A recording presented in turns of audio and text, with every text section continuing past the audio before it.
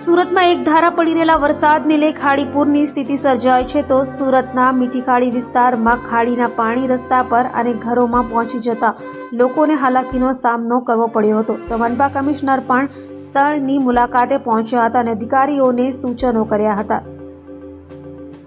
હવામાન વિભાગની આગાહીને લઈ સુરતમાં રવિવારથી અવિરત મેઘમહેર થઈ રહી છે, જેને લઈ સુરતના રસ્તાઓ પર પાણી ફરી વળ્યા છે। શહેરના અનેક વિસ્તારોમાં પાણી રસ્તા પર ફરી વળ્યા બાદ હવે ખાડીની જળ સપાટી વધી ખાડી કિનારેના મકાનોમાં પાણી ભરાઈ ગયા હતા।